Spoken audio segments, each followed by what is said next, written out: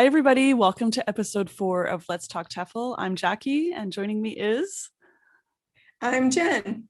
Hi, Hi, Jackie. Hey, how are you doing today? I'm good. How are you? Good.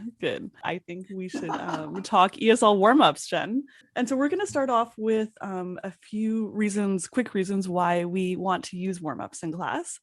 And then we'll share, I think we have 6 or 7 of our favorite ESL warmups. So we'll give you kind of the quick run through on them. So the number one reason why we want to use warmups is that students often will not have spoken a word of English since they were last in your class. So I like to ease students into my class. Kind of get them to like warm up their brains.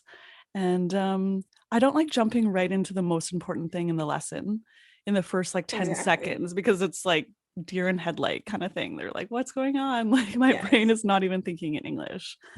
All right. Exactly. Yeah, especially for students who are taking English sort of against their will, which I think in a lot of places is the majority of students. Either their parents have enrolled them or it's a required class. So they literally have not thought about English other than maybe doing their homework since the last time they were in class. And so you do need that sort of transition. Otherwise, it's like when you turn up to class and your teacher's like, right, take out a piece of paper. And you're like, oh, I remember nothing. I don't even know the name of this class anymore. Where am I? It's true. All right. So what's our second reason, Jen? It is a low stress beginning to class. Like I like to do something that does not put a lot of pressure on the students to think of anything like beyond whatever vocabulary they might need. And even then I like to keep it pretty low key, again, to reduce that deer in the headlight sort of feeling. I want them to remember like, oh yes, I do know these words. I can do this. It's kind of the quick win, if you will, for the students. For sure. All right. Our next one is dealing with late students.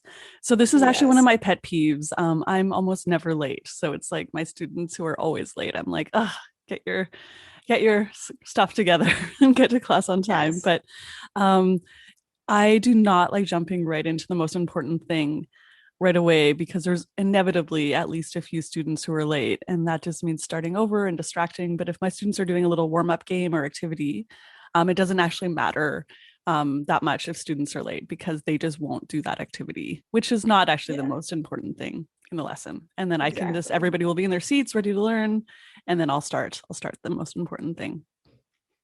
Yeah, I have to say that was one of the things that I did not like about teaching older students. When kids are late, chances are it's because their parents have too many activities stacked up for them, or their parents were just running late, bringing them to class. Very rarely did I have students who were late because they were just, screwing around with their friends outside. Whereas when I taught adults and they would come in, just stroll on in, 10 minutes late, coffee cup in hand, I would just want to punch them in the face and just be like, that is so rude. I never would have done that as a student myself. Like I would have had the decency, if I was running late, to at least not come in with a cup of coffee. Yeah, I know that was my experience teaching in universities, but I had to give like participation points in my class, which I think is kind of ridiculous. We can talk about that on a future episode, but I was forced to. So it was like 2 points per class or something like that. So if they were late, they got -1. And I was like, if you have to run. It's like just how it is. But unless it was like their previous class had ended late and then all of them were late, which I was like, sure, whatever. Like I didn't care. But if like everyone else made it on time and that one person was late, I was like, something is not quite right here for sure. Yeah, obviously. And when I was teaching adults, I understand you can't always, leave work when you might want to, especially like in Korea where, your boss might be like, oh, it's time. You thought it was time to go home, but I think 20 minutes from now we'll start a meeting, so I get that. But when students that I knew were full-time students, no job, Like literally the only thing on their plate was to turn up to class on time, and they couldn't do it. Yeah, exactly. Yeah. Exactly. All right. That's a talk for another episode, I Anyway, think. So yes, indeed, indeed. and so the next one we have is review. So I'm all Review, about review. yes. Students have to see things like so many times, or anyone learning a language has to see something so many times Yes. before it actually sticks. So I love to ensure they can do it at home, but I love to help out my students by yeah, doing it in class. So I'll often review something we had learned in the previous class as a warm up in the next one. Yes, and I find that students will recognize something and get bored with it long before they've actually acquired it as something that they can produce. So the more that, obviously you want to give some things for homework or whatever, but then also kind of cycle through and bring it up again and again in class in different ways, in different segments of the lesson, including warm-ups. And then they get exposed to it in a bunch of different ways, and hopefully eventually it'll seep into the back of their brain. For sure. Okay, Maybe so what's the part of next? their- Oh, sorry, go ahead. Okay, the next one is informal assessment. Sorry to Am I cut you off. taking too long with our warm-up? Yeah, I feel like our warm up is like dragging on. I think our listeners are probably like, "What's going on? I just want the activities." Anyway, sorry. We only have two Okay, more, sorry. everybody, if that's the case. Informal assessment. So if your warm-up is leading up to a new lesson or some new information that's building on the old information, you want to sort of see where they are. Have they, really learned the previous information, or do you need to maybe evaluate your lesson plan on the fly and maybe change it up a little bit if your students aren't ready for it? Or you can see that they've really got it down and you can speed things up a bit. For sure. Okay. And then our final one is you can create interest or set the context for the lesson that will come. So any language that I teach, I always try to give students some situations in which they can actually use the language. Yes. Just so it's cemented together inside their brains. It's like, Yes. oh, this situation. Oh, I know the sentences or whatever I can use in this situation. So yeah, I sometimes will use the warm up to kind of generate interest in a certain set of vocabulary or help students activate their prior knowledge about a certain thing. Yeah, it depends on the lesson. Sometimes it works better than others. So yeah, so often I'll use the warm up for that. Yeah, but that is a good use of the warm up time as well. For sure. Yeah, maybe one of the best. I think that and review definitely are my two kind of like go-to things during the review. All right, it's time. Let's get into our, we actually have top six ESL warm-up activities. So I have the first one of my favorites is Just a Minute. So this is a speaking activity for higher level students. So I write up a bunch of topics on the board like hobbies, sports, family, weekend, I don't know, just whatever, anything really.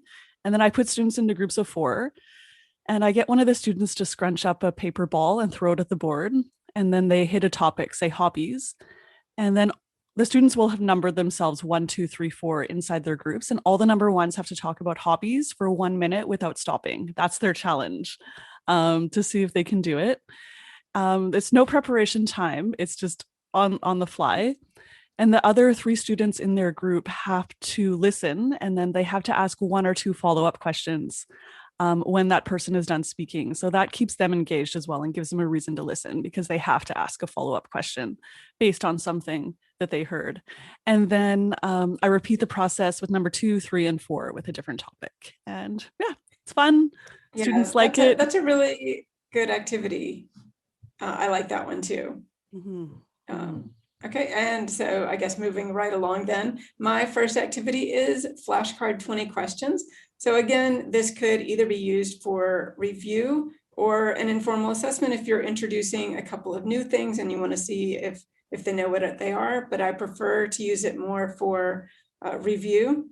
And the 20 questions just works with each student is given a card and they don't show it to the other students, and the students play 20 questions to kind of guess what it is. So you can do it with animals, you can do it with activities, or anything that reasonably students could win it in a game of 20 questions.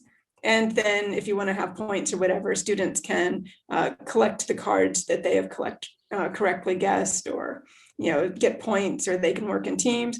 however you want to do it. If you want to add in a little element of points or competition, but generally speaking, especially with younger students, they generally like 20 questions.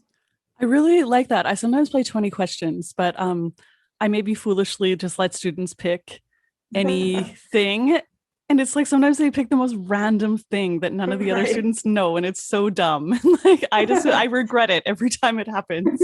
But using a flashcard, that I just honestly had never thought of that. I feel like I should have at this point in time.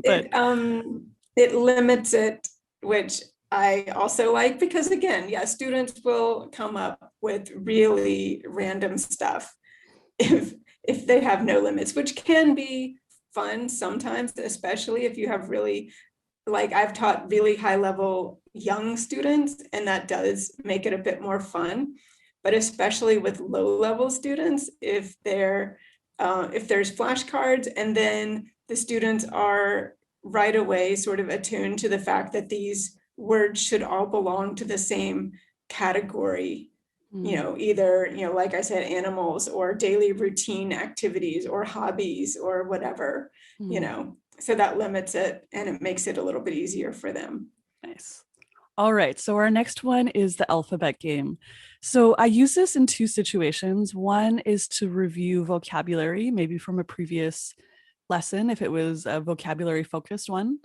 Or I use it if we're talking about something like hobbies or weather or sports or animals that I suspect students have maybe studied like 30 times before, which is often the case for those popular topics. Yes. So I want to help my students activate their prior knowledge. So I put students into pairs or groups of 3, and then I have them write down the alphabet on a piece of paper, just like top to bottom. So like A, B, C, D. And then I give them a category, say like animals, and they have to try to think of one animal for each letter. So like cat, duck, fish, tiger, etc. And it's a really quick game. So it's only like 1 or 2 minutes, depending on the level. And then the team with the most animals at the end is the winner. And for each letter, you can only come up with one animal. And if you want to do like make it a little bit more interesting for higher level students, and you have a small class, a large class, this is like way too crazy to do this, but in a small class, you can say, okay, if you have the same animal as another team, you don't get a point. So you have to like push yourself. Instead of saying dog, you could say like duck or dolphin or something like a little bit more interesting in order to get the point. Yeah, I like to do that way. I like to sort of give extra credit, if you will, for thinking of something a little less common, or pushing themselves, but also the time factor. I might, if I've got a big screen, I'll put up like a stopwatch, and so they've got that very clear ticking clock, because otherwise there will always be students who are like, I'm still thinking. And you're like, well, we're going to be 12 minutes into class. Yeah. All right. So what's your next one, Jen? My next one is Odd One Out. I love this game. So this is like from Sesame Street, one of these things is not like the other. And you have 4 things. And the students have to decide which one doesn't fit. So I like to do this where it's ambiguous. So there might be 2 that you could argue are the odd one out, depending on how you do it. So you might have like 4 animals with wings, but one is a bat, so it's a mammal, or one is an emu, so it doesn't fly. So the kids can then, the students can then like discuss and argue, why they have the correct answer. I love it. Yeah, so I always require students to tell me why they chose the answer. That just takes it for sure to the next level. But I like to make them think a little bit as well. Yeah, definitely. And you can do this, like, obviously there's so many ways you can do it, but you could do some where like tomato is a fruit, and then there's like 3 other fruits, but maybe one is a banana and you peel a banana. And the other ones don't have peel that you have to take off. There's a lot of ways that you can do it. And it's good to see how the students come up with their reasoning. I like it. I like that activity a lot. And yeah, I would use it at least a couple times during the semester for sure. The next one is a conversation starter. So I went to this TEFL presentation years ago, and someone was talking about like teaching speaking. And she said she would just give her students a topic and tell them to talk to their partner, like free talking time for 5 or 10 minutes at the beginning of each class. And my response was, that's good for like higher level students, but what about lower level Yes. students who are struggling? Yeah. Just talking for 10 minutes about like hobbies. I can't even, like, if someone told me to do that in Korean, I'd be like, I could probably say, Yeah. what's your hobby? How often do you play? Right. Who do you play with? And then it would be done. That's like Yeah. literally like Yeah. I couldn't come up with any more questions.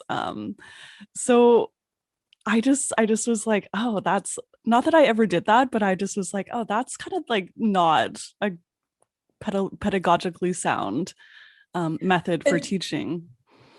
they would have to be both high level and self-motivated, I Mm-hmm. think. Mm-hmm. And I'm sure, I have had students that I could say, yeah, you can talk about anything you want as long as it's in English. And they were high level enough that they were fine with that. Mm-hmm. But that was not my average student. No. So the better way is that I love to give some conversation starters.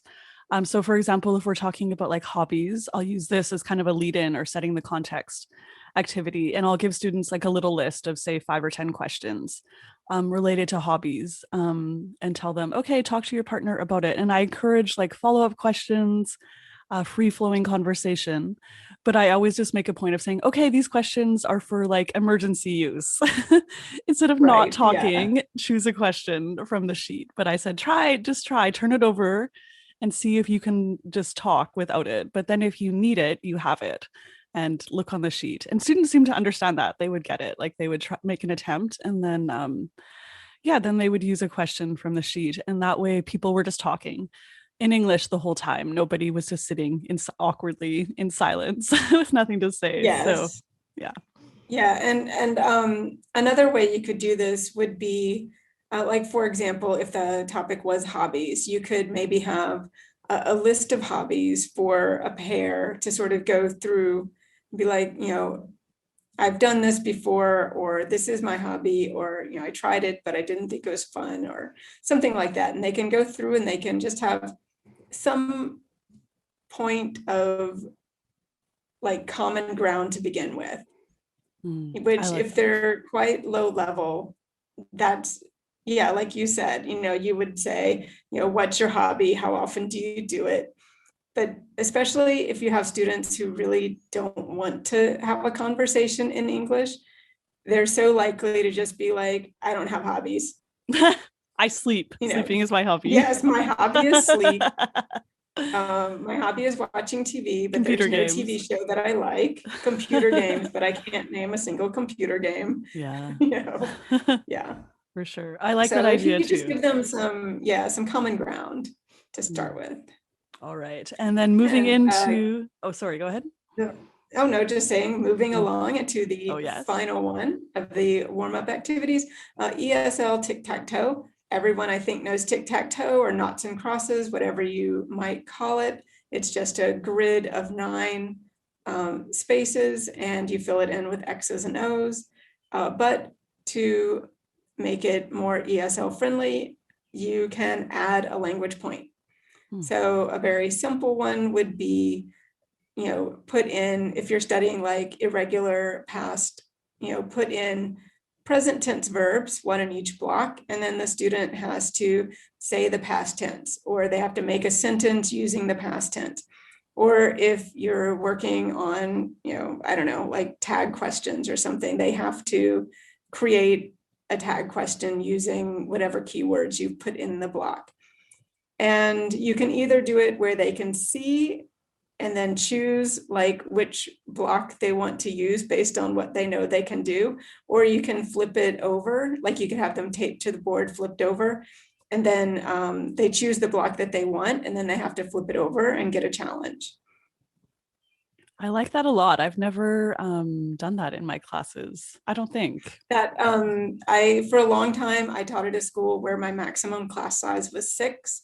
So I was able to do a lot of activities like this with the whiteboard that maybe you would have to have an alternate way of doing it. Like, I think if I was doing it with a class with 20 or 30 students, I would just Xerox off some starter like tic-tac-toe blocks that had all of the challenges just written in the blocks, and then there was no like that part of the challenge would be gone, but it would be more manageable for a large group. Yeah, I was thinking for like my university students, I would have just put them in pairs, and then I would have, just like made up, say like on a sheet, like 9 tic-tac-toe grids, and then pre-filled in with the words, and then they could play like 9 little tic-tac-toe challenges, and then maybe the winner would be the one who gets like the best of 9 or whatever, or something like that. I think would work really well. All right. So any final thoughts on ESL warm-up activities, Jen? Well, I sure would like to know where I could get some great ideas. Is that a seamless segue? Yeah, that was really good. That was great. So Jennifer and I actually wrote a couple books about ESL warm-up activities. So you can have a look on Amazon or Apple Books or the Google Play Store or wherever you like to buy books. And they are called 39 ESL warm-ups for kids and 39 ESL warm-ups for adults. And then, or you could search for Jackie Bolen and Jennifer Booker Smith on Amazon, and then you'll find them super easily there. Yes. And I think most of the activities that we've mentioned are from that book, actually. If you like those, then there's 33 more of them. Well, probably 35 or so more. We might have had a new one in here. I know. I didn't actually look at the book. I came up with the things I was going to talk about off the top of my head. So it's hard to say if they're in the book or not. I can't actually remember, but we'll see.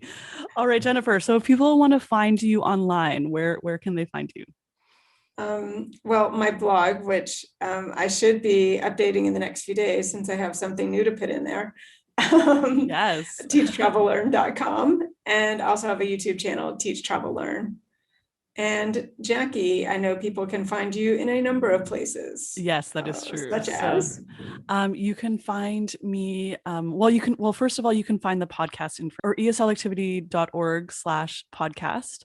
And then I'm also on YouTube. I've actually just started making some new YouTube videos. So you can just search for Jackie Bolen and find me there. And I'll also put the link on that eslactivity.org website. Maybe a good place to end. So thanks for listening, everyone. If you like this podcast, please leave us a review. Please give it a share. Please tell your friends. And we'll catch you next time, everyone. Thank you.